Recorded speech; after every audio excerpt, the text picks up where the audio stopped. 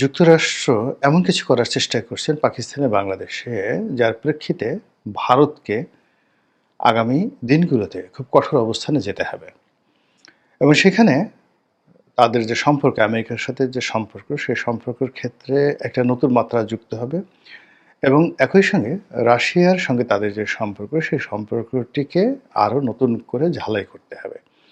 এরকম একটা পরিস্থিতি যখন অনিবার্য হয়ে পড়েছে, তখন জনাব ভ্লাদিমির পুতিন, রাশিয়ার প্রেসিডেন্ট, তিনি তার ঐতিহাসিক সফরে ভারতে এসেছেন।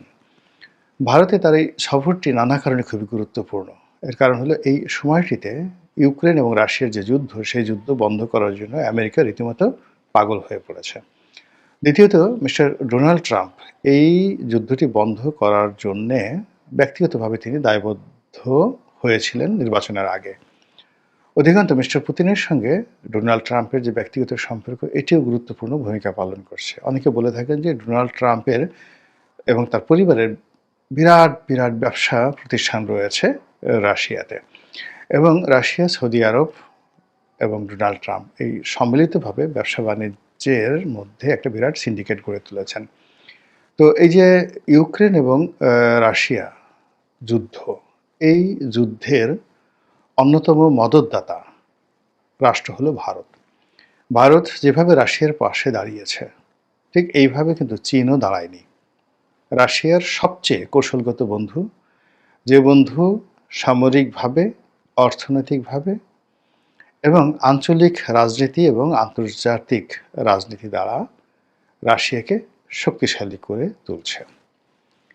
এবং সাম্প্রতিক সময় ভারত যেভাবে তাদের শক্তিমত্তা নিয়ে পুনরায় আবার আফগানিস্তানে তারা ঘাঁটি পেতেছে এবং আফগান সরকারকে যেভাবে তারা আশ্রয় প্রশ্রয় দিচ্ছে, তাতে করে তালেবান, দিল্লি এবং রাশিয়ার যে নতুন একটি চক্র গড়ে উঠেছে, শক্তি গড়ে উঠেছে, সেই শক্তির সঙ্গে আবার চীন, তারপরে তালেবান, এই চক্রটি নিজের অজান্তে যুক্ত হয়ে যাচ্ছে।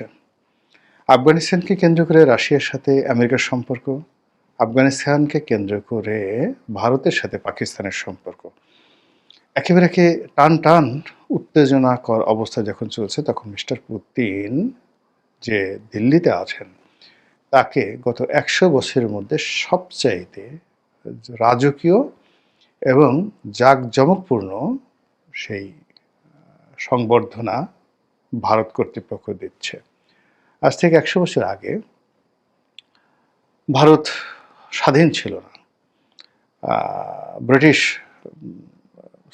মানে অধীন ছিল। কিন্তু সেই যদি ১৯২৫ থেকে আজ অবধি ধরেন ২০২৫ পর্যন্ত, এই ১০০ বারের মধ্যে দেখা গেল অনেক ব্রিটিশ রাজপুরুষও দিল্লিতে এসে যে সংবর্ধনা পাননি, তার চেয়ে অনেক গুরুত্বপূর্ণ সংবর্ধনা এই মুহূর্তে মিস্টার পুতিন পেয়েছেন। এটা ভারতের স্বার্থেই ভারত সেটা করেছে এবং মিস্টার পুতিনও ভারতে এসেছেন অনেকটা দরাজ দিলে। তিনি ভারতকে সব দিতে চান।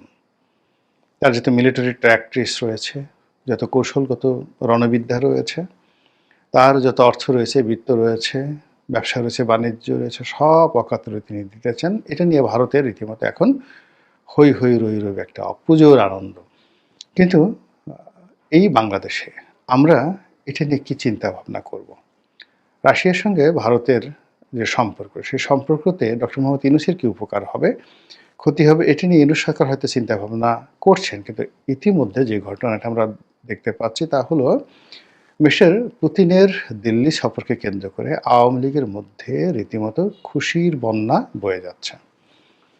যেটি আশা করছিলাম যে এরকম মিস্টার পুতিনের যে ভারত আগমন, এটাকে কেন্দ্র করে আওয়ামী লীগ গুজব ছড়াবে যে দিল্লিতে শেখ হাসিনার সঙ্গে পুতিনের জরুরি বৈঠক হয়েছে।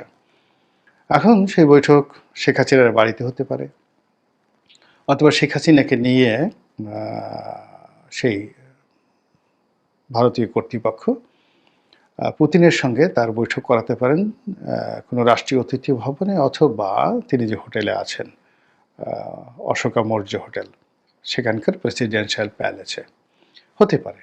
এটা মানে গুজবও হতে পারে, বাস্তবও হতে পারে। কিন্তু এ সকল চিন্তা যখন আমি করছিলাম, তখন দেখা গেল যে আওয়ামী লীগের যারা বট বাহিনী রয়েছেন বা আওয়ামী লীগের যারা প্রচার প্রোপাগান্ডার দায়িত্বে নিয়োজিত, তারা শেখ হাসিনার এবং মিস্টার পুতিনের একটি ছবি হোটেল রুমে বসে আছেন সেই চেয়ারে, এবং খুব কৌশলে, মানে ওটা যে ভারতের একটা হোটেল, এবং ওই চেয়ারগুলো যে যিনি মিস্টার পুতিন যে হোটেল আছেন সেই হোটেলের, এটাকে যথাসম্ভব যুক্তিযুক্ত করার জন্য মানে বা এটাকে একেবারে সম্ভাব্য সত্য হিসেবে প্রমাণিত করার জন্য পুরো রুমের যে ডেকোরেশন, তাদের বসার ভঙ্গি, শেখ হাসিনার যে শাড়ির যে ভাঁজ, এবং যতটা দূর থেকে ছবিটা তোলা হয়েছে সেখানে তার মুখের যে অভিব্যক্তি, সব কিছু দেখে মনে হচ্ছে যে সত্যি সত্যি মিস্টার পুতিন এবং শেখ হাসিনা সাক্ষাৎ করেছেন।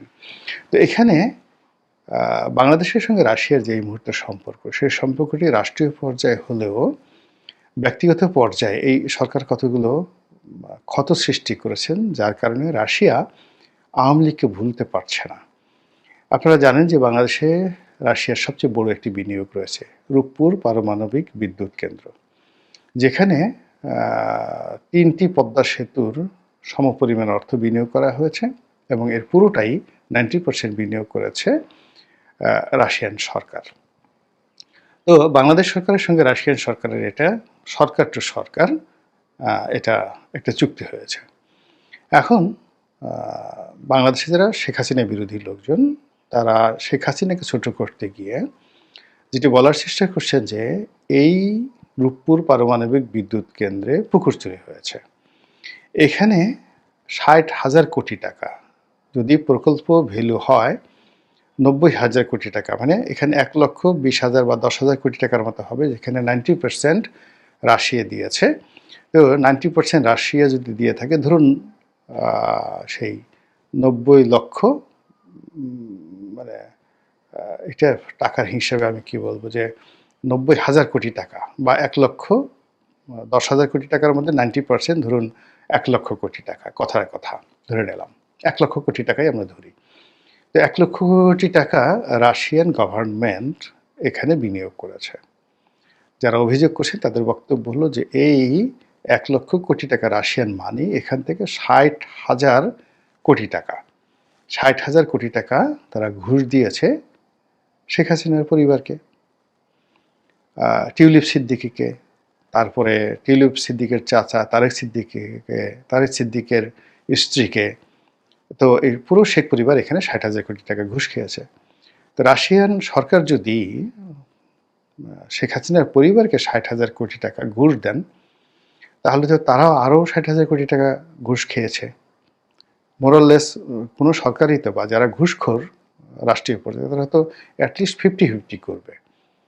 তো শেখ হাসিনাকে যদি 60,000 কোটি টাকা দেওয়া হয়ে থাকে, বা টিউলিপ সিদ্দিকীকে যদি 60,000 কোটি টাকা দেওয়া হয়ে থাকে, তাহলে তো রাশিয়ান সরকারের যারা লোকজন রয়েছেন, রাষ্ট্রের যারা লোকজন রয়েছেন, তারা আরও 60,000 কোটি টাকা এখানে তারা চুরি করেছেন।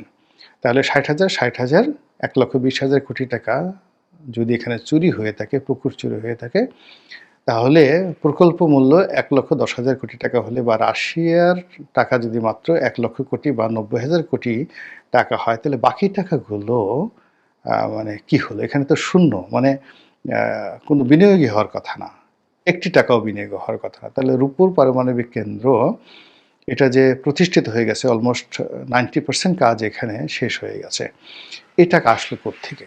এটি নিয়ে একটা বিরাট প্রশ্ন। 2 নম্বর হলো যে যখন রাষ্ট্র, মানে স্টেট টু স্টেট একটি চুক্তি হয়, বাইরে কোনো পক্ষ থাকে না, তো সেখানে তৃতীয় কোনো পক্ষ, সেটা ববি হোক,